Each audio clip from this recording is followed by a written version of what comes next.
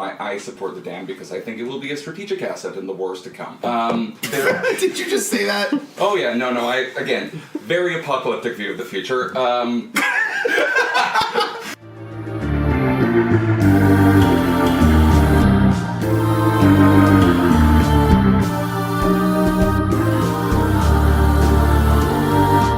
Welcome to Pod Keep Our Land. It's what? Or Alaskan. What have listened to? We are a show about Canadian politics, politicians, parliaments, and policies.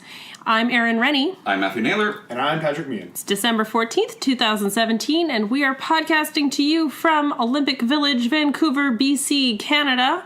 Got a great show on for you tonight. We're going to be spending most of the show talking about the big Site C decision here in British Columbia. Yippee! Sorry. Which we have very, very differing views on. But before we get into that, because I'm sure it's going to be a very heated and exciting debate, we are going to be talking about a few other things. Update on the by-election results. We're going to be talking about Minister Hehr and his insensitive remarks in the House and outside the House. We have a new Chief Justice of the Supreme Court, so we'll touch in on that. Talk about Richard Zussmann from the CBC and his new book. And we will be talking about the Squamish Nation election and the election of the new Nine. A really interesting story there. So let's start with the by-election results. We had 3 Liberals winning in the 4 seats that were up for grabs and 1 Conservative. I think that some people are spinning this as being the Liberals sort of fighting hard and winning by-elections, which is true. They fought by-elections harder than traditionally governing parties do. But I think that in a lot of ways this was Gordie Hoag's riding to win. Gordie Hoag in South Surrey, the one that was the pickup for the Liberals. I mean, I come from Surrey, and sort of he's well known. He's been an MLA for South Surrey since for White Rock for 20 years, and he was the mayor for 10 years before that, and he was a city councillor for 10 years before that. I don't think he could lose. And then the Conservative candidate was a fairly weak candidate, despite having been a previous cabinet minister. And Battleford's Lloydminster was as expected and voted Conservative by like a lot. 70%. It was a lot. It was a blowout, and then the other places, Scarborough and Grand Falls, was it, in Newfoundland? Yeah, something like that. Both voted Liberal in the last federal election, and those seats were held by the Liberal candidate. There is some cautionary tale here for both Andrew Scheer and Jagmeet, although I think for Jagmeet Singh, I think it's the bigger issue is the NDP vote cratered in all 4 ridings. See, none of these ridings are like NDP ridings. The NDP got 10% of the vote in South Surrey last election, and they only managed 5% this time. Usually your core still comes out in elections, and so the question to the mind there is, while he's still early in his time as leader, it is really a question of like, is the NDP doing well? Or are they sputtering and failing to live up to their previously larger ambitions? Although it does give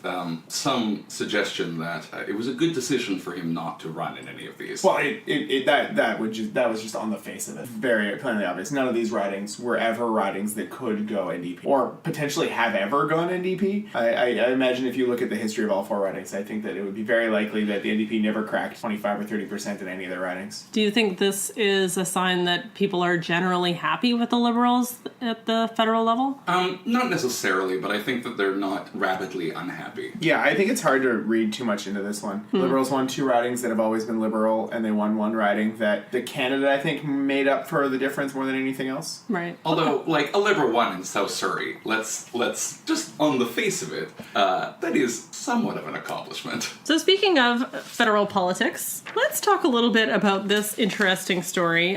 Minister Kent Hehr has been getting himself into all sorts of trouble these days. He's the Minister of Sport and Disability these days. Yes, and so he was originally in the first Trudeau ministry, appointed as the Secretary of State for Defense and Minister of Veterans Affairs.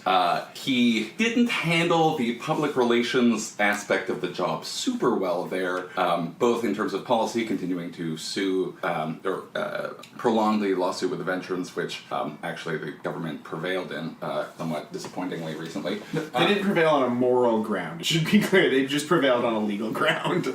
Yeah, no, but courts are not for morals. Like, That's a whole other thing. Let's fight a bunch of wounded veterans in court about how much money we want to give them. That seems like a real morally winning argument. Yeah. So he was. The spin was that he was shuffled sideways into Minister for Sport and Disabilities, and this was ostensibly a vote of confidence somewhat in the nascent Calgary Olympics bid. But he has also, in this, managed to put his foot in his mouth again. Yeah, I guess he was meeting with some thalidomide survivors, an organization that was advocating on their behalf, and I guess he said a number of really stupid and terrible things to them, along with another group that he was talking to, where he said something like, well, when did you stop beating your wife, as a response to a question. It was pretty abysmal, even if it is like a phrase that you use to describe like a leading question. And so I guess, I don't know. So what happened was he was meeting with the thalidomide survivors task group, which is a group of people who were disabled because their mothers took thalidomide during their pregnancy, and they're asking for additional funds from the federal government to help support them. And he said to them, "Well, everybody has a sob story," and managed in their 30-minute meeting to insult them multiple times to the point that they were quite hurt, and they came out and understandably too. Yeah, it's like pretty awful. Right, and then another time, this is what you were talking about, Patrick. He was speaking with a constituent who had been fighting on behalf of mothers who had been denied benefits while on maternity leave, and this constituent said, "Why is Ottawa fighting sick women?" And he said, "Well, that's a loaded question. It's like asking, when did you stop beating your wife?" Which is just a terrible analogy and just nothing you should say if you happen to be a cabinet minister or a human being. And it's just all sorts of nonsense. And so his apology was really interesting. He stood up in the House and said, "Well, really sorry about these remarks, but I am a straightforward person and I tend to be brash, and this is just what tends to happen." He didn't stand up in the House. No. Oh, I'm sorry. He read a written statement. Matthew's pointing out that the guy's in a wheelchair, and you can't say he stood up in the House. But you can totally say that because it's a present common usage. Yeah. Yeah, I get really tired of these like, I'm a straight shooter arguments or things like that. Like, not only is it just a stupid thing, like, you're a minister of the crown, you have to be respectful to the citizens of the country, but it seems to be this weird common thing in politics where whether it's the way you talk or how you act, it's like, oh, well, he comes from this background. It's like, well, sure, but now you're in this role and you have to do it. It's like when Christy Clark would say that, well, Mike DeYoung doesn't use email, he's a farmer. And you're like, well, yeah, but he's also the finance minister. He can use email. And I get really tired of this, like, weird, well, I'm a Calgarian in Alberta, we say it like it is. You're like, no, you're just being a jerk. It's kind of a humble brag, almost. Yeah. It's like you're supposed to be apologizing to people that you hurt, but you're actually bragging about how straightforward you are. Yeah. And that just sort of takes away from the fact that you're supposed to be apologizing. It does, though, show that I think the cracks are showing with a lot of the new ministers. You're seeing a lot of sort of rookie ministers, rookie politicians within the Trudeau government are having a lot of problems, and that's sort of, these are the growing pains of being a party that, goes from third place to first, and we don't see these very often, because we've literally never had a party go from third place to first in Canada. Warren Kinsella was talking about how he... Warren Kinsella is? Warren Kinsella is a former Chrétien liberal strategist, ran the war room for that prime minister, and then worked for Dalton McGuinty. I have several of his books on my bookshelf. He's pretty rad and controversial. Yes. Also a Calgarian, also pretty brash. But he was saying that he found it interesting that the Trudeau, the younger cabinet, bet a lot on rookie. Like, it went all in really on rookies. And even the few senior people that they brought in, two of them were shuffled off to Germany and China. You can be the ambassador to China now. We really don't want to see you anymore. That was the one that I was really annoyed about. And Ralph Goodale, who is still around, and Ralph Goodale. Well, he's everyone's best yes man. So I think that's the thing, is I think that the new crowd running the government don't want to hear from the old geezers who tell them what to do. And I actually respect and like that, but sometimes it's going to bite you. And here's one of those times. Ralph Goodale stands impassive and immobile, like a earth-ram Dan holding back the great tides of change. You win the award this time. The other minister that comes to mind when you tell that story is Finance Minister Bill Morneau. Bill Morneau, another... who is in so much trouble these days. Oh, yes. And for rookie mistakes too, like he went to the ethics commissioner and was like, "Hey, I've got these shares in this company I own that also overlaps with my job a lot. Do I have to get rid of these shares?" And the ethics commissioner was like, "Well, you don't have to." And he's like, "Perfect." That's not the question you should have asked. And you probably, you should ask the ethics commissioner what the bare minimum standard is, and then you should, for the law. And then you should also go and ask your political lawyers, what will put me above reproach? What's going to look bad? Yeah, I'm torn on this. I mean, I don't want politicians in Canada to be career politicians 100%. I want them to have prior careers and other interests and families and other things that make them a whole person so that they can understand what it's like to be a regular citizen. But at the same time, there's some key skills and knowledge and insight that you need to have to be an effective minister. I'm also pretty unsympathetic because, oh no, you did have to cut ties with some of the aspects of your former life. I hope you will be happy with your millions of dollars. Yes. And being financed. Right, He was super wealthy. But there is an interesting lens of this, too, is the idea that, this advocacy group met with the minister. The minister said some objectively awful things, and then they came out of it, and then they sort of told reporters about it and went public with it. And that, from an advocacy group perspective, and in my work, I've been an advocate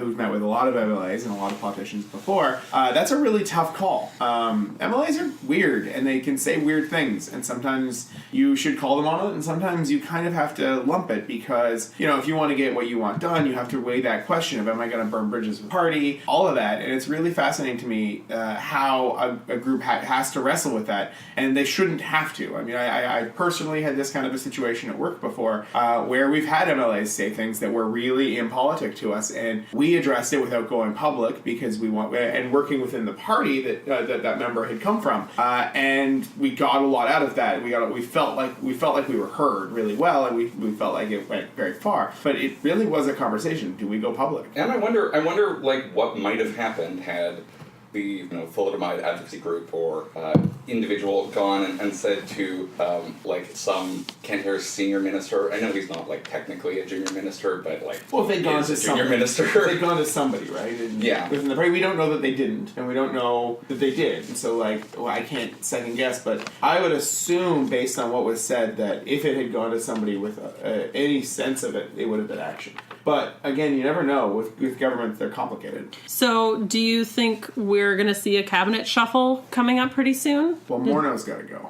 In the new year, maybe? I think Kent Hehr and Morneau are gone. Yeah, I think we're going to see a spring shuffle. Yeah. They just can't move the finance minister while the budget's being drafted. Right. So, do you think Morneau will introduce the next budget? Yes, I think he will introduce the next budget. He will pass, and then at the end of the session, he will be no longer a minister. Really? Actually, no, you're right. They'll make him a minister in charge of some kind of economic stimulus. The Ontario Opportunities Agency. Yeah, some kind of economic stimulus thing where he can hand out money to organize to different places.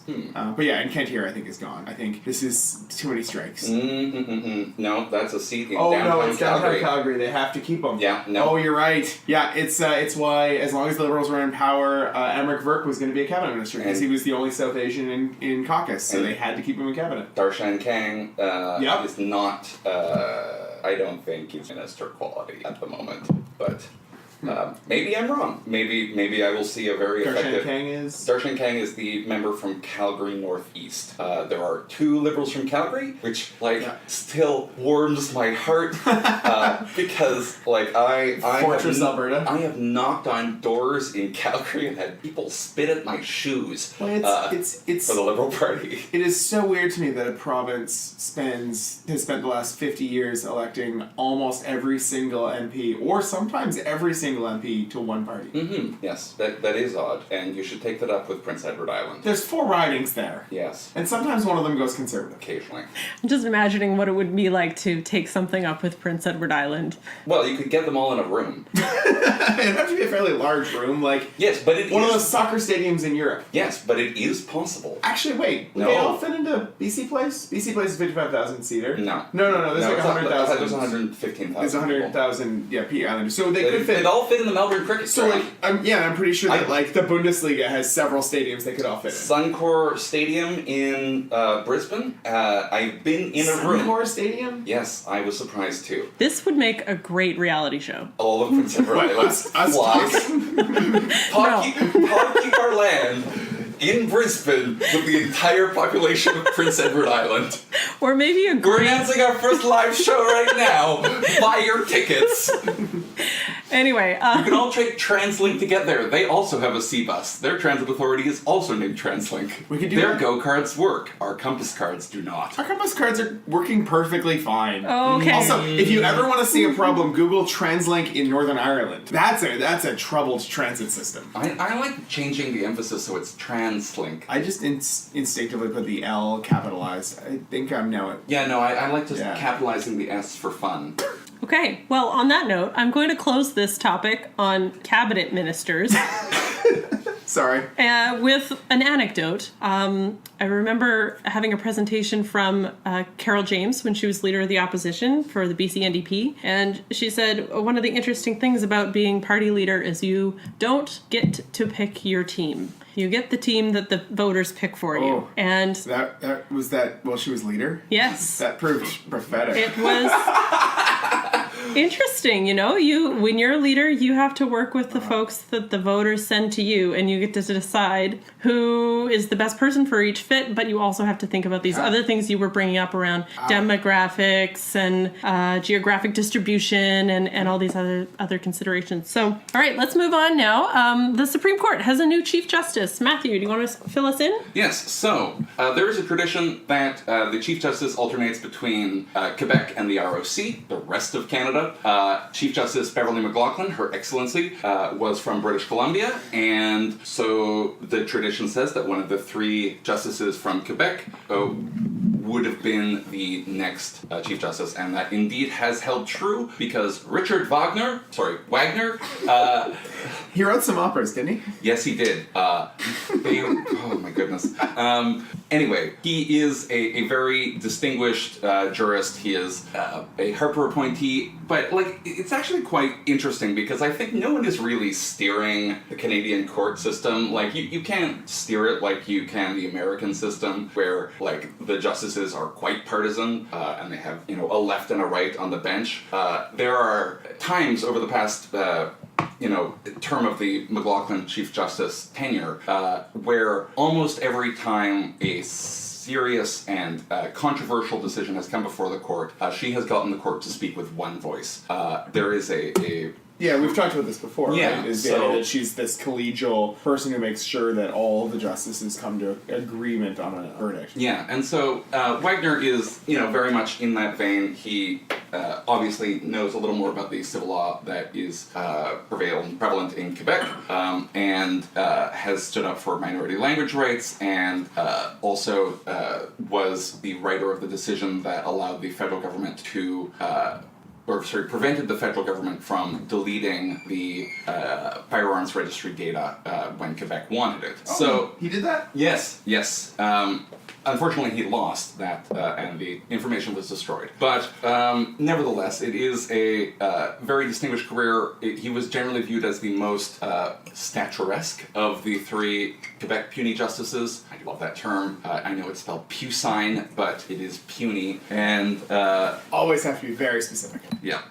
Yeah, it's an interesting one. And then Canada's courts have basically agreed on the living tree model of the Canadian Yeah. Constitution, and so and I think it actually really speaks a lot of really good things for Trudeau, actually, in terms of picking him, because there was a lot of pressure on him to sort of go outside of the Quebec side, which is understandable. But also, he had to go with the way things always have been, which is something we've already talked about, is something he's sort of railed against. But also, he had to pick a guy that was appointed by the guy he beat. He had to pick a guy that was appointed by Stephen Harper, and I think that it takes a sort of a big person to step up and say that the guy that you beat, the guy that you don't like, the guy that came before you did something right, and to sort of elevate him to the Chief Justice is, I think, actually a really good sign. It is a really good sign of maturity. It's an interesting point. Yeah, you wouldn't ever see that in the United States, I wouldn't think. You have, but usually it's it was 4 presidents ago that appointed the guy, and they get elevated to the Chief Justice. In this situation, it literally was the last guy. Also, justices in the States never have to retire, which is, like, terrible. Yeah, but also 75, while I'm a big fan of getting rid of the gray hairs, 75 is fingers also... crossed for Ruth Bader Ginsburg. Yes, and, but also I'm glad she's 75. working out so much, but that's the thing is that 75 is also becoming more and more an age that you can keep working past, right? It's an interesting idea that like 30 years ago we decided that at 75 you're probably too old to be still good at your job, and it's like, well, there's been 30 years of pretty solid medical advancement in terms of anti-aging and like that kind of thing, and we haven't adjusted that age at all. It's really kind of interesting. At the 50-year mark, I'm happy to reevaluate that. Like, when fair enough. Every half century we take a look at the medical advances and the new lifespans of people, and like their maybe we should just elevate it with inflation. Or maybe add a month every year. In an indexed length. Like, once you hit 80 in BC, you have to get a doctor's appointment every year to see if you can keep your driver's license. You could do the same kind of thing, like a test with the Supreme Court justices. They have to go in and do like a spatial awareness and grammar and vocabulary test. Or just like, do you have dementia yet or not? Yeah. Yes, no. Also, there is a new appointee to the bench because Chief Justice McLaughlin is leaving, and so Sheila Martin, not the former Prime Minister's wife, who is also named Sheila Martin, although not the same spelling, who is a Court of Queen's Bench. That was Paul Martin's wife, right? Yes. I forget that he was Prime Minister. Why? It seems like such a short window of time. Well, you weren't gay in Alberta, and so like his premiership had a real positive impact on me. Fair enough. At any rate, she has been like a very Abella-esque justice, very like equality focused, and I think that many people were interested in having a Indigenous justice appointed, but unfortunately none applied. So yeah, there's an application process, and you can actually look up every justice's application that they put in. Wow. And it's really interesting. It includes things like, what are your hobbies? And I really fascinating to me that you can look up and see what they decided was a good thing to put in there. Yeah, interesting. Well, how do you think this will change the kinds of decisions that are being made going forward? It won't. Our courts are so nonpartisan. They're not political the way that the American courts are. And it's so easy to forget that. That at the end of the day, our courts just continue on with a very uniform, traditional set of way of operating, and I don't know that that'll change. There was a weird thing that happened in the summer about Justice Wagner refusing intervener status in the Trinity Western cases, and I think Politicos might be having something to say about this because I think they did actually. Politicos covered it really quite well. That's our competitor podcast who have a real interest in this kind of thing. And then like no one got intervener status, and then everyone got intervener status, and so there was like a whole room for people. Including one of the podcasters on Politicos. Yeah, exactly. So that was a little weird because it was like some kind of flip flop, and it was like a weird moment of bumbling for the Canadian court, but I don't think that there's going to be much of a change in course for the exploration of our constitutional concepts. We have a new person who will wear the Santa robes. Mm-hmm. Okay. Seriously, Google Canadian Supreme Court justices. So fuzzy. They're literally in Santa robes. It's the weirdest. Well, it is a cold country. Mm-hmm. Yes. Nothing says legacy of colonialism but they also like a black justice in Ghana wearing a horsehair wig and Santa robes with ermine trim. But also, fun fact, we don't make new Santa robes. They're all like heritage pieces, and so they all have to get like refitted for the next person. And so like the ongoing joke is when a particularly short or particularly tall justice retires from the bench, that they have to find somebody that will fit those robes. Well, reduce, reuse, recycle. This is like the morning dress or the civic uniform. There is one civic uniform that the lieutenant governor uses that has like brilliant spangles on it that is shared between the western provinces and lives most of its time in Alberta. Didn't know that. Fun fact. Yes, Okay. the funnest. Let's get ready to rumble. Trying to think of how I want to introduce. Let's move now to a story from the CBC regarding a political reporter who was recently fired for a book that he's writing about the BC election.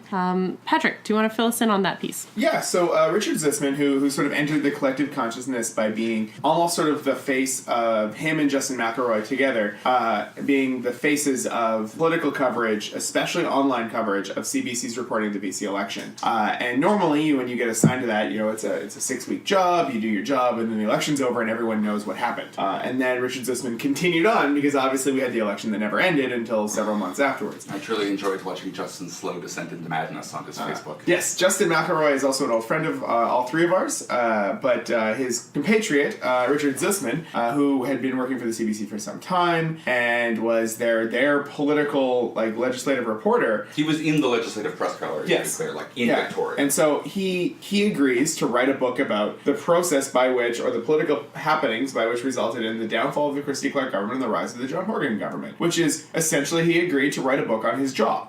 He's uniquely well placed to report on this. He's the perfect person for it. This is exactly what reporters do. Only he and 3 other people could have written this book, and he collaborated with one of them. And so he was collaborating with Rob Shaw, and they were going to write the book together. And Richard Zussmann, has to get permission from the CBC to work with somebody else. And so he asks his immediate supervisor, and his immediate supervisor says, "Yeah, I'm supportive of this. We just got to get the final processes." And before the final processes were done, he signed the contract, and CBC fired him, which to my mind is the weirdest thing ever, because he's one of the best at his job. He's literally going to do something that's going to get a bunch of book sales and is going to benefit the CBC in terms of a better visibility. CBC reporter Richard Zussmann writes the most important definitive book on whatever. Corporations do stupid things, and Crown Corporation are no different. The Mother Corp especially. So he's been fired, and the union is grieving it, and hopefully they'll move forward with it, and hopefully they'll win. But it's a bizarre thing that's happened. It's become the big story of the week in BC politics.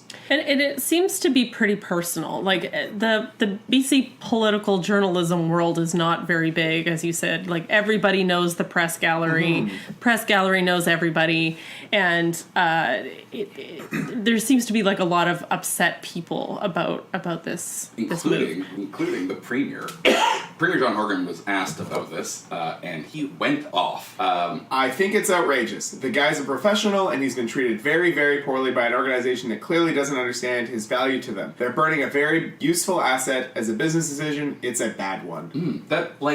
Also entirely correct. If you'd taken out or messed up the syntax a little, that almost sounded Trumpian. Very, It very did, actually. unfairly, yeah. But the thing is that it's true. For one shining moment, so the CBC has never really had good political coverage in BC. And for one shining moment, they had 2 of the best journalists on the BC political file, which is Justin McElroy and Richard Zussmann, covering it and getting huge respect. And they've decided that because Richard Zussmann didn't follow exactly the correct procedures to get the permission to do his job, that he's got to be fired. Very strange, but I'm sure it's not the last we'll hear from Richard Zussmann. Well, the book has gone on pre-order now, and you can get it where good books are sold. It is also where some companies are, like Indigo, you can pre-order, but I would recommend pre-ordering on Pulp Fiction books on Main Street or Commercial Drive or somewhere in Kits, I think, as well, which is where I get all of my books. And what's the name of the book? The book is called A Matter of Confidence. Okay, well, look for that in bookstores everywhere next spring. So let's move on to our next piece. This is a really interesting story. So the Squamish First Nation is a large First Nations community on the North Shore of the Lower Mainland, and we don't often hear a lot about the elections that go on within First Nations. But this story made the news because they recently had their election, and 8 brand new councillors under the age of 36 have been elected to their council, and these 8 were part of a group called the New Nine, who got together to sort of run as a oppositions party, basically. They said, we are not happy with how the council has been running things. We don't agree with some of the decisions. We think it's time for a change. And voter turnout went up, and 8 of the 9 were elected to the band council. The hereditary chief was also re-elected, be both a hereditary chief and an elective chief. And 8 of the old councillors were elected, 8 of their former compatriots having been turfed.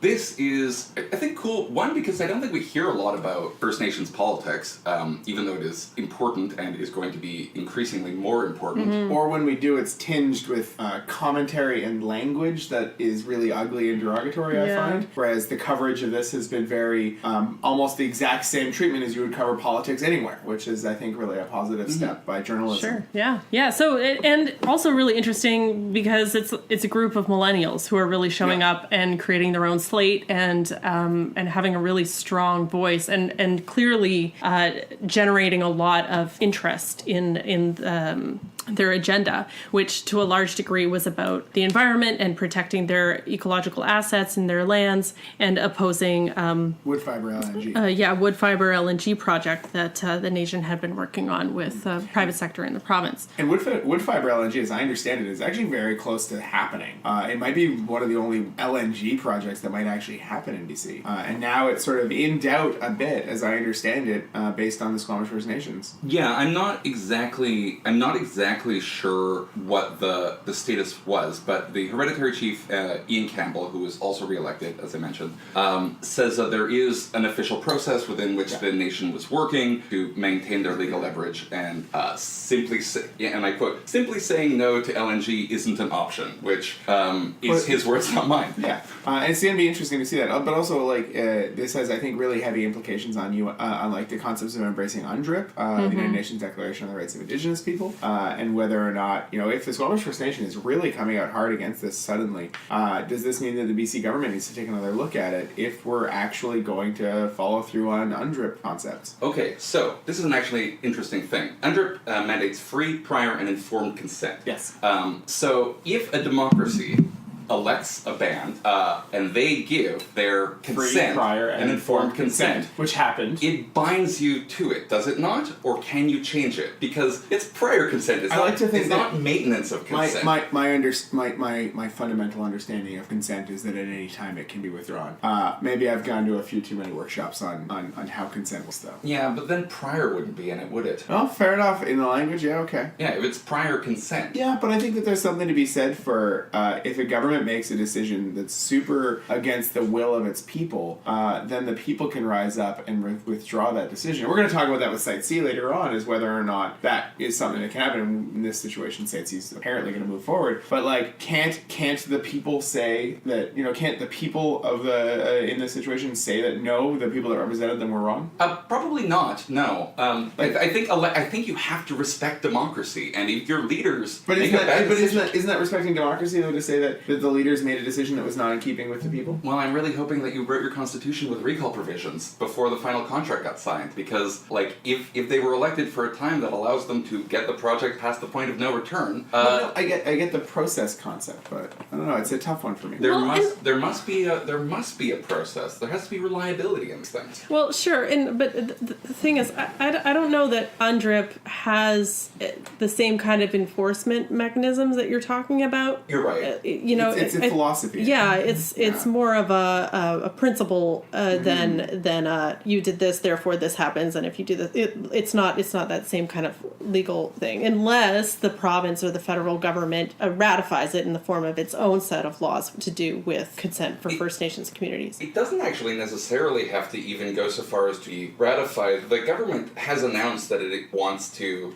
implement the principles of UNDRIP, both provincially and federally. Both of those governments done so. In a decision a while ago named Baker, the federal government had announced that they were going to implement a international convention but hadn't written any of the laws. And then the court said, well, even though the laws weren't written, you still can't apply those principles to... So yeah, I don't know. Mr. Saganash's resolution might accidentally have, very wide-ranging political consequences depending on what the Wagner court decides. Well, political, economic, and social consequences. Mm-hmm. Yes, all kinds of consequences. All across the spectrum. But that's what UNDRIP says, is that, recognizing the rights of Indigenous peoples requires significant political, economic, and social consequences. Yes, but we have to figure out what that means. No, absolutely. I'm really hoping that we're able to write those laws before the courts write for us, because I still like legislators writing laws. And two, principles are great and all, but things happen on the ground and we have to deal with them. You need some clarity. Definitely. Well, this is definitely something to watch, and really interesting and encouraging to see groups like this, young people getting together and making their voice heard through the political system. Hoping that we see this in lots of other communities, First Nations and otherwise, throughout the country. And I also really would like to see more coverage of these types of elections, because Definitely. like these decision-making bodies are very important and are going to be increasingly important, particularly as development moves north in Canada. Right. So this, especially if we move into the territories, because the territories are this whole other mess of interlocking agreements and treaties. And No, it was really neat. Like, it definitely was neat to see this kind of political reporting, but also done in a manner that was, I think, sensitive to language and doing a proper job of it. well, it just reported on it like, a new party took control of this thing. Like, Like, the remarkable part of this, I think, is that none of us have, I don't think, ever read in a mainstream media a story about a First Nations election. Yeah, I have read, like, occasionally the Grand Palace Chief. Intrigue, the Grand Chief. The Grand Chief elections are always covered. Right, okay. But Yeah. that's the extent of it. Yeah. Okay. Well, speaking of First Nations issues, shall we move on to our Site C debate? Do we need to break out like rules here? Are there going to be ground rules? Do we have we need to maintain 2 sword lengths apart between all 3 of us? Possibly. Possibly. I've got. I think I can find some boxing gloves if I look hard enough. So this week, Premier John Horgan announced that the government will be moving forward with the Site C Dam project in the Peace River. You don't have to be so celebratory. I don't have to. I simply choose to. We covered this earlier in the summer. This was a dam project that was announced, I think, on the last week of Premier Gordon Campbell's tenure as Premier many years ago. And a big part of Premier Christy Clark's agenda was to implement this dam. And the NDP ran on a platform to take the dam project to the BC Utilities Commission to have a sort of a cost-benefits analysis for the ratepayer process done, to take those results and make a decision on whether or not that dam would move forward. And they have done that, and they decided to move forward. So why don't we each take a moment to talk about how we feel about this? Who would like to start? I think Matthew's really excited. I just want to say Oh God, how bad is this going to get? that I was truly impressed by how John Horgan has grown into his role as Premier. I think that being a government means taking hard decisions, taking inputs that may not be the best situations and working with them in the real world. Making those types of tough decisions is what is necessary for a government to do, establishing the processes, and I know that I'm a big process fan, and saying, delivering on that process and the approval therefrom is what a government should be doing if it is responsible and adequate. And I think the NDP rose to the occasion here, and so I am very impressed with Minister Mungell, very impressed with Premier Horgan. I also found it quite hilarious how miserable they all looked doing it, but I think they did the right thing. So if there's a recall, maybe I give a donation to Minister Mungell's campaign. Never written a check to a New Democrat before, but Nelson Creston should not change their representative. Okay. So do we want to move down the spectrum, or do we want to go straight to the opposite end of the fence? You can go ahead. I guess I think I'm the middle of the road person on this one. Is my guess. I think that Site C is the dam that never should have been contemplated. It never should have been done. I think Never should have been contemplated. Okay, yeah, obviously you should look into whether or not you think it's a good idea, and then realize it's a bad idea and not do it. But I think that Site C dam was a dam that should not have been built, and I don't think that. I think that they were too far along, and it was too hard to make the decision to can it at the state that it was at now. I think that it was obviously a mistake in my mind for the previous government to go about it, but I do have to give some respect for making a decision that, while I don't agree with it, it's a hard decision, and honestly, I'm not in government, and it's really hard to make those decisions that real issues and real people and real lives, real economics are at stake, and real politics too, obviously. But I can say from my seat here that, well, I believe that renewables will be more valuable over the long term. I believe that these things will work. I believe that Site C dam will continue to escalate in cost to build, but the government has to say, well, at a certain point, we don't know these factors. We have to make a decision without knowing certainty what it's going to be like in 10 years. So, for my part, I found this decision incredibly disappointing and really tragic. When Premier Horgan said he was going to take it to the BCUC and the report came out, I had a lot of hope that this terrible, terrible project was actually going to not take place. And to see it move forward is pretty upsetting for me.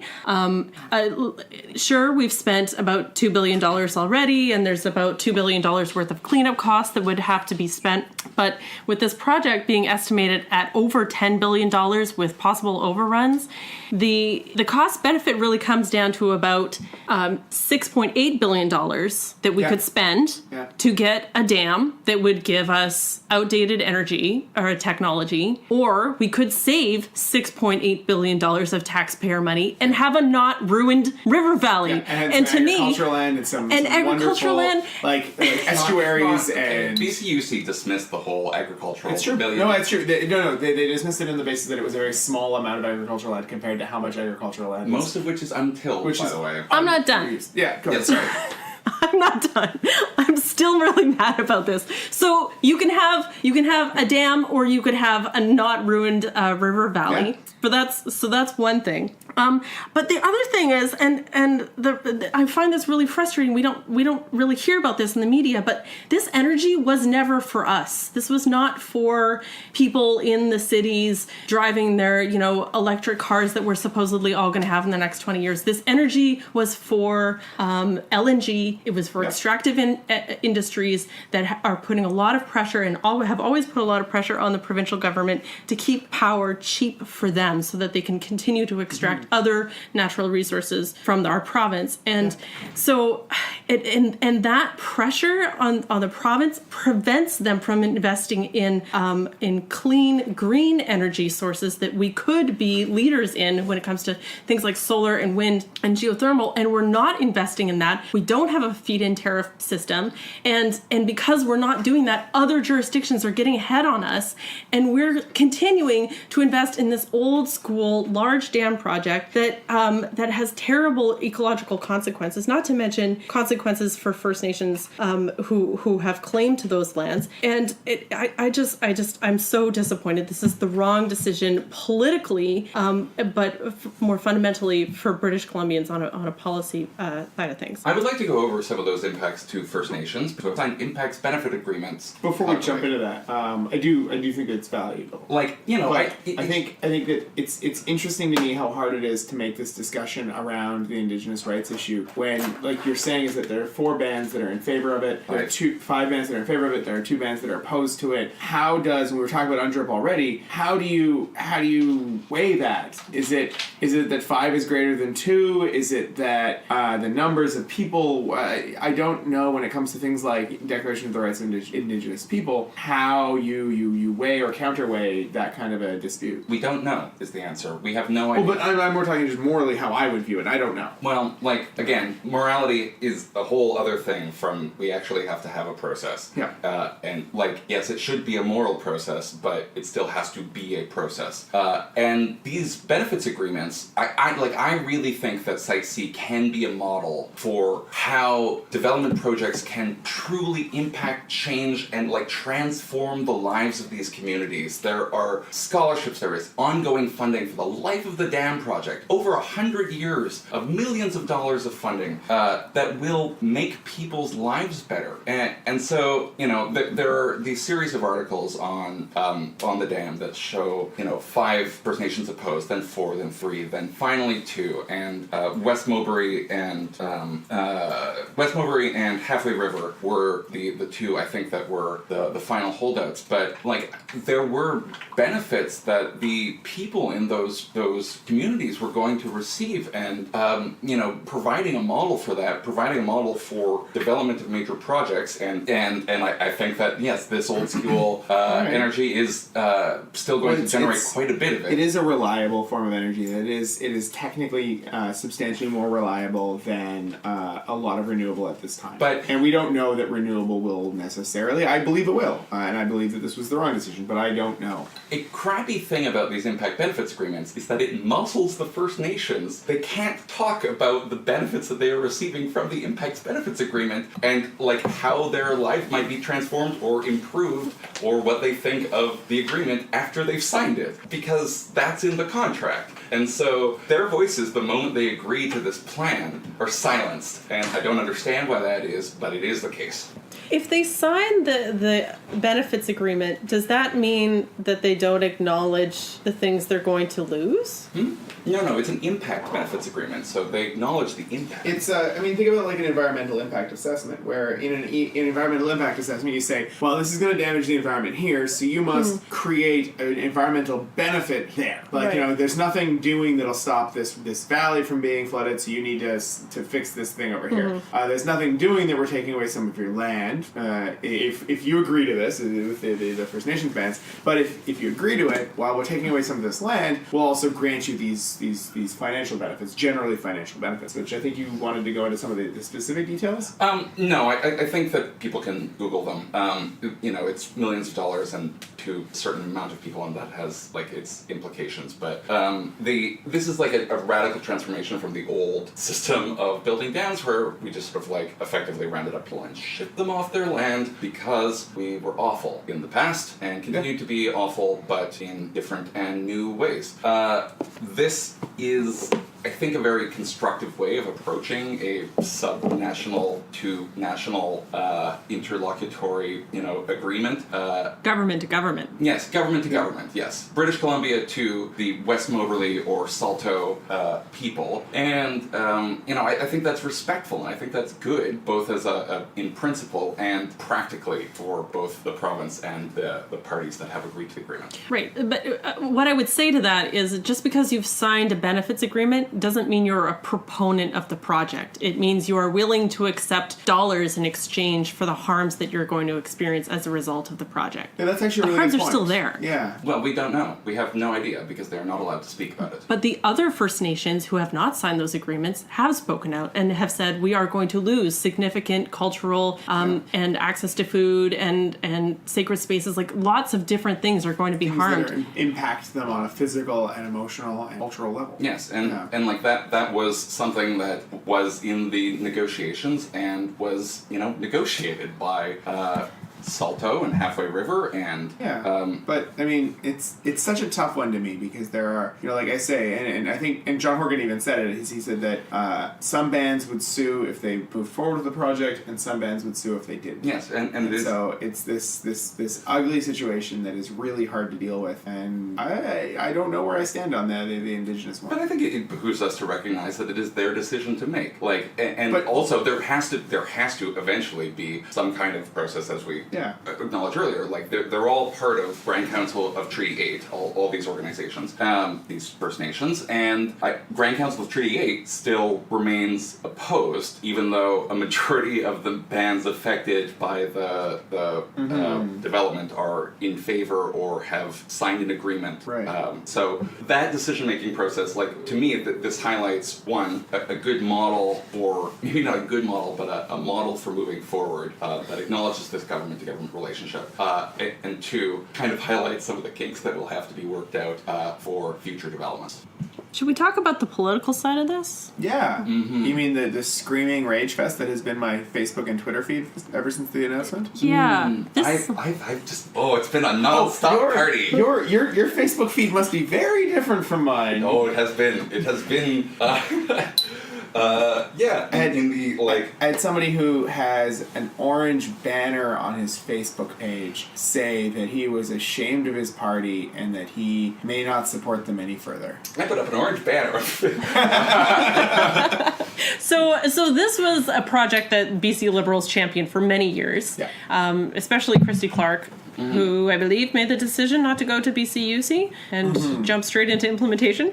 So no surprises that BC Liberals are happy with this decision. People who are not happy with the decision, The Greens. Not nearly as much as you might expect. Well, there's a lot Right. of Greens that like hydro energy. Mm-hmm. Yeah. Yeah, and not too long ago, Andrew Weaver Himself. was a proponent of this project. Which actually I give him a lot of credit for having an opinion, looking at evidence and data, and deciding that he doesn't support it anymore. Like I think, Yeah. I have a lot of respect for his evolution on that issue. Right? Yeah. Yeah, Andrew Weaver was out talking about how disappointed he was, but I think the most interesting thing is what's going on within the NDP itself. Oh, the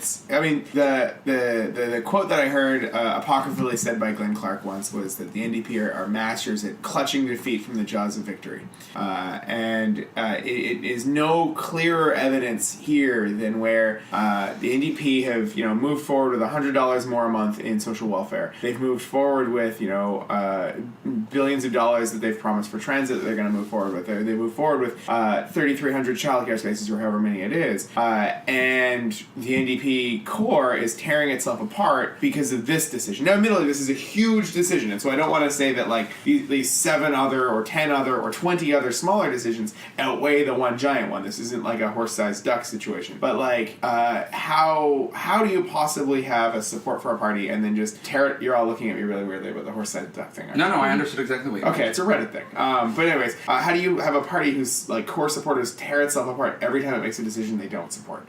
God has blessed the BC Liberals by their opponents. It's fascinating to watch. I will say David Eby posted a really amazing article about the reasoning behind the decision, and how it would, if they had not gone forward with the dam, it would have destroyed the ability for the NDP to spend the money they want to spend on all the programs they want to build. And I think that's a really tough trade-off. It's a tough decision, and I want to see these programs get spent. Andrew Weaver was on the CBC the other day, and he made a really interesting point about how the NDP government just took tolls off of all the major bridges and downloaded a whole bunch of debt onto BC taxpayers. They had no problem doing that, but this decision was made because of a fear of downloading debt onto BC taxpayers, Well, which is pretty hypocritical. It's a different amount, I think. It's a different amount, and it's a different debt. Yeah. And, by the way, I don't agree promise made, promise kept. They said they send the thing to the BC Utilities Commission. They did. Yeah, it is true, and that's the other one, is that a lot of people are saying that the NDP, betrayed their promise, and it's like, well, no, they didn't. They went to the BCUC. BCUC came out with a report that I viewed as being enough to justify killing the dam project. But I did not. But you did not. And there was a lot of short-term economic impact, or short-term financial impact to the government if they did cancel it. And so, I do understand why there was 3 days of screaming at each other in caucus, because it sounds like the governing party got together for 3 days of caucus meetings to debate Site C, and it sounds like they were yelling at each other pretty good over what to do, and that they really had a tough time with the decision. John Horgan did not look happy in that announcement, and I don't blame him. I've been trolling caucus members by just on their Site C posts on their Facebook saying, "Thank you for your decision. I respect you for it." But it will be interesting to see what this does to NDP support amongst environmentalist bent people under 40 in the Lower Mainland. Do you think... Those people were BC Liberals and then voted Green, but No, there's a huge wing of environmentalists within the NDP, just as in the youth wing, just as I think every youth wing of every party, no matter how regressive, except for maybe the American Republican Party, has an environmentalist bent to it. fair enough. Though, actually, why don't we go over the just top line numbers for support? Oh, yeah, let's do it. Whose poll is this? This is a poll by Angus Reid. I thought those colors looked good. Yeah, 608 people, plus or minus 4 points, 19 times out of 20. Yeah, Angus Reid is really reasonably reliable to him. So BC NDP in favor 34, against 48, unsure 18. BC Liberals in favor 70%. Not surprising there.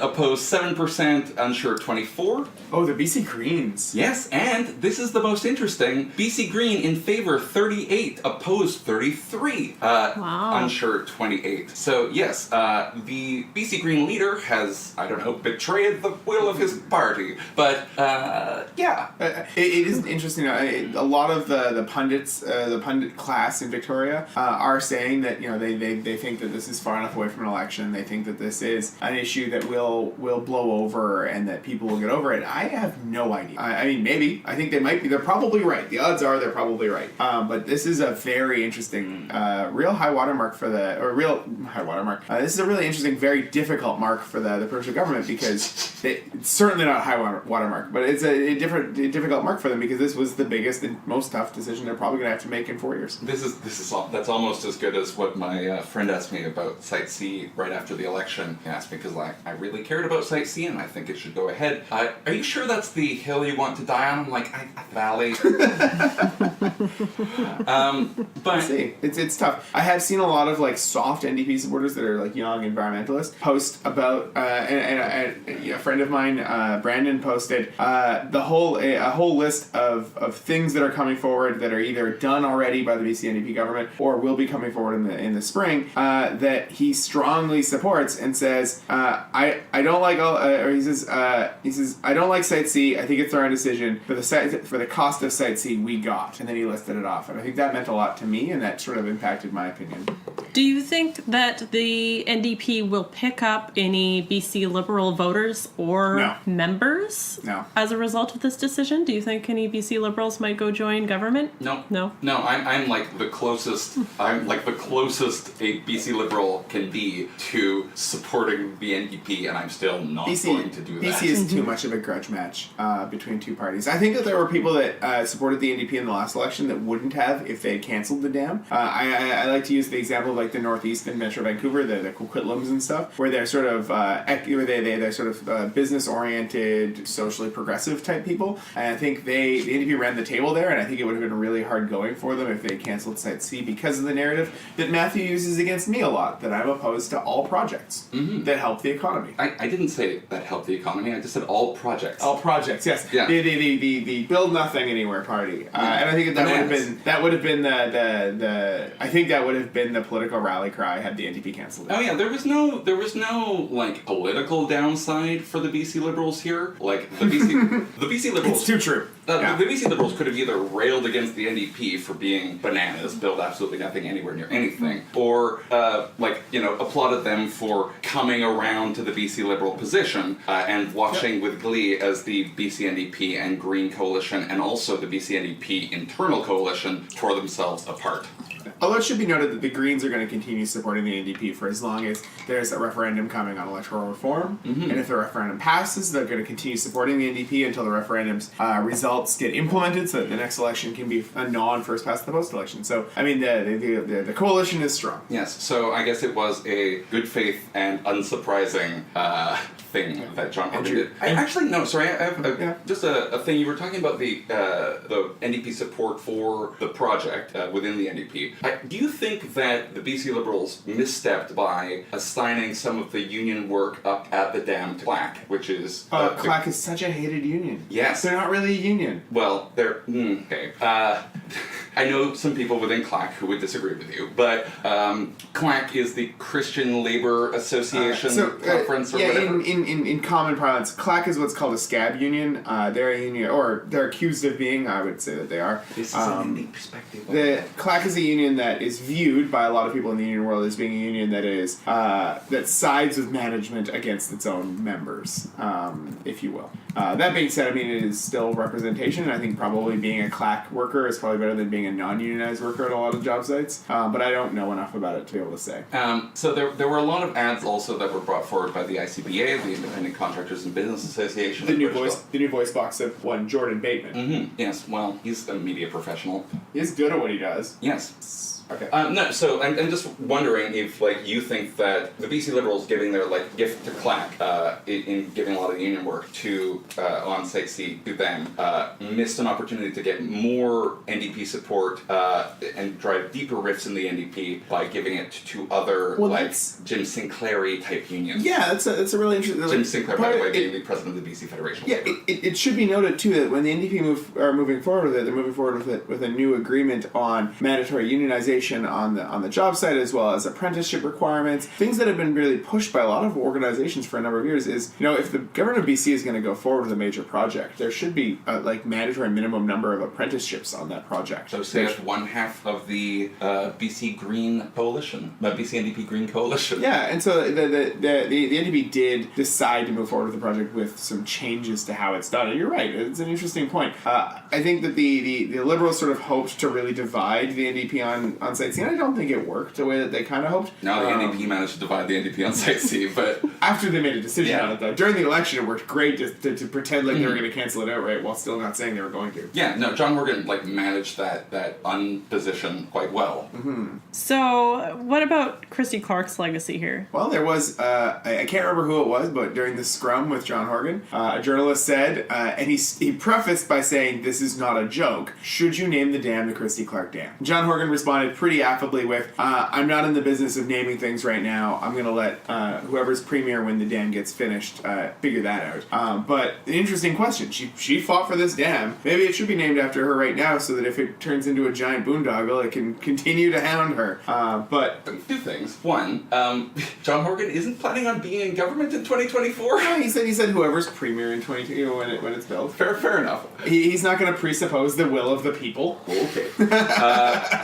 Two, you know what? Christy Clark made a promise, and your opinion of this promise notwithstanding, is she said that she would get the dam past the point of no return, and and she did. For the other lackluster achievements of her years in power, she absolutely did that. She managed to make a really bad idea impossible to stop. Yes, we are headed towards I don't know why they used this metaphor, but the black hole. We have passed the event horizon and are headed towards the black hole at the center of, the Peace River Valley. So we're sorry to all the Peace River people that listen to our podcast. I'm sure there might be one of you. I don't think this analogy is fair. If an idea is bad, even if you've invested in it, you should still stop the idea. You shouldn't move forward with bad ideas, especially when they cost $6.8 billion and a perfectly good river valley. Well, it's not a bad idea. It's a good idea. We should build the dam. That's the interesting thing, build the dam and $2 billion more. But that's the all right. That's the interesting thing is David Eby's point was sort of, if we cancel it, we have to pay for it right now. If we build it, it's amortized over 70 years, 70. And so I find I on the one hand find that an understandable logic. On the other hand, I'm like, we're still paying for it. We also break 5 more agreements with First Nations, which just another 5 more on the tally that our nation has managed to break with First Nations. But I think we should breaking faith with them. Well, I agree with that, but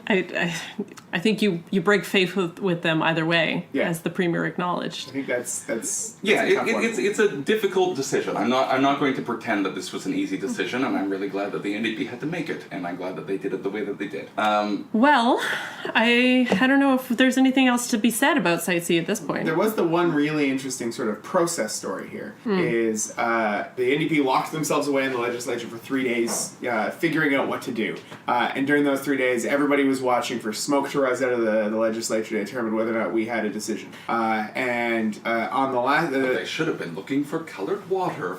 Well, and so as the days progressed, all the journalists were trying to buttonhole everyone they could to figure out what was going on. And Keith Baldry, on the night before the announcement was on a Monday, Sunday evening, Keith Baldry tweeted that he was prowling around, literally used the word prowling around the legislature hallways, trying to listen in or find out what the decision was. And as I understood it, he then, about 2 hours later, tweeted that the Site C would go ahead and that there would be a new agreement on apprenticeships and a few other things. So he got the scoop. And it's really fascinating that he got the scoop to me because, first of all, some Liberals, including Shirley Bond, accused him of being an NDP hack, which was amusing, considering everyone has accused him of being a hack for everyone. But also, it's this really cool old gumshoe journalism. Is he's in the legislature, which we're now moving to a world where journalists are watching on webcam, and he's walking through the hallways, grabbing staffers that he knows from different things, asking them what they think, getting different bits of information, and getting the scoop. I also wanted to point out that I sent a letter about Site C to the Minister of Energy and Mines, Michel Mangel, the greatest Minister of Energy and Mines of our time, and Premier John Horgan and Michael Lee, my MLA, and the Minister of Energy and Mines has written back with an email that reads, and I quote, end quote, it's completely blank. It just says Site C decision, Minister EMPR EX, nothing. So, good staff work. That's very strange. Yeah, I find, to go back to the Belgian thing, I just find it really fascinating. Like, when we talked about Zussmann earlier and we talked about all this, is that, you know, journalism's important and having people in the legislature is important. And it recently came out that BC has some of the most number of journalists posted to the legislature of any legislature in Canada, whereas Saskatchewan has nobody. Well, my last word on Site C Dam is I hope this changes our approach to using bodies like the BC Utilities Commission and other independent bodies who are there to protect the ratepayer, to protect the taxpayer, and to evaluate project proposals like this on objective criteria, and to help decision makers wrestle with these really complex decisions, and to help us as taxpayers, ratepayers, citizens, residents know whether or not the decision is being made based on good policy rationale, or whether it's a political decision, or both. Yeah, I can't agree more. Why do we name, like, giant disaster projects boondoggles? Like, why do we name them something that sounds so fun? Like, why do we not call them baltifraxes? Because that does not sound like a good time. I do not want to go down to my neighborhood baltifrax. I would go, in costume, to my boondoggle. Patrick, last word on Site C? Man, I don't like the decision, but I understand it, and it's frustrating. Yeah. Okay. Matthew, last words on Site C? Woo! Okay. Damn the North Peace flows! Full steam ahead! Oh my god. Goodbye, salmon. Okay, let's move on. We usually talk about things we're thinking about that are not political, but this time I want to know about your political Christmas wish for 2018. We asked our listeners. We had 2 listeners write in that their political Christmas wish is electoral reform. What about you guys? What's your political Christmas wish? I have to go electoral reform. I think it's on the table, it's real, it might happen, and I'm sick and tired of what is legitimately one of the worst forms of electing people we could ever come up with. Partition might be worse. I don't even know what you just said. Partition is where you choose a random person and then they're the representative. Oh, isn't that why he drank the hemlock? You mean Socrates? Yeah. No. No, that's not why. No, that was because he was teaching Athenian youths incompatible opinions. Who was the guy that refused to be to be the general when his name was drawn from that? Oh, no, I know what you're talking about, but I don't know. Yeah, there was a Greek dude whose name was drawn from the hat. He's like, I'm gonna be a bad general. I'm not a good general. Why would you? This is a really weird and arbitrary way of making me general. My name was drawn from a hat. I would like Scott Bryson to become the finance minister. Oh. Interesting. You know, honestly, that's a good one. And he's respectable, he's likable, he's a great guy. He would be the most senior post ever taken by a member of the queer community. Like, good with money. He's smart. Very wealthy. Okay, can we be clear here that being wealthy should not be like a presupposition to being the person that handles the finances of our nation? Yeah, but like I think his finance degree is a decent prerequisite. Not a prerequisite. That is a much better defense of him than he's loaded. He clearly should be our finance like minister. you were saying that he's gay, and like that isn't a prerequisite for being well, no, finance but minister. but it's really important to pick those sea legs. Just listing. Okay. Just listing characteristics of Mr. Bryson. He also can drink quite a bit. Yeah. He's also been an MP for a long time. Oh yeah, yes. He's got some experience. For 3 political parties. 14 million years. Yeah, he started as a progressive conservative and ran for leader of them, and then became a conservative, and then Yeah. Oh, left. I forgot he and ran then- for leader. Yeah, Yes, became, That was in the Peter MacKay leadership race, wasn't it? became leader of the became a Liberal MP and then ran for leader of the Liberals and then Him and Bob Rae, two of the only people to run for the leadership of two different parties. Yes. So yeah, Scott Bryson should be finance minister, and I really, really want just a voice of sanity to cut through the BC Liberal leadership race. Not gonna happen. Yeah, just a modicum of understanding of electoral reform would be super good. Or a change in tone in general. It doesn't seem to have a change in tone there. You know what? I have been appreciating how the BC Liberals have been saying, I am very upset with Diane Watts because she doesn't have enough concrete policies. The criticism of people for not being substantial enough in their policies is a good criticism, and I'm proud of our party for doing that. Not proud of our party for Pointing and yelling at her while you do it? Because that was weird. well, many reasons. All I want for Well, Merry Christmas to all our good listeners, I think. Or happy And what do you whatever. want, Erin? Oh yeah, sorry. Oh God, I'm sorry. My political Christmas wish is for some kind of miracle to stop the Site C Dam from happening, I guess, and also for more women to be elected to every level of government in Canada. 2018. But yes, happy holidays to all our listeners. Thank you so much for listening to Pod Keep Our Land. You can follow us on Twitter and Facebook. Please review our podcast and make sure you subscribe. We love all of your comments and feedback. Please keep sending that to us. Look forward in the new year to a listener survey that we'll be sending out to gather a little bit more feedback from you about what you like hearing from us. Does that mean I have to write the survey now that I've been promising to write for 2 months? Yes, it does. But don't worry, we are taking a break from recording. We're going to go on Christmas holiday ourselves, so we'll be back probably the first or second week of January. Hope you enjoy your holiday break. Be safe. And Happy Solstice, Happy Saturnalia, Joyeux Noël, Merry Christmas, Happy Kwanzaa, Happy Sylvester, Three Kings Day, and others. we'll talk There's to something you. for the rest of us. Solstice? Got Solstice. The Festivus for the rest of us. Oh, the Festivus. You walked right into that. Yeah. Well, I hope that you all succeed mightily at your feats of strength. Good day. We'll talk to you in 2018. Thanks for Bye. listening to Pod Keep Our Land.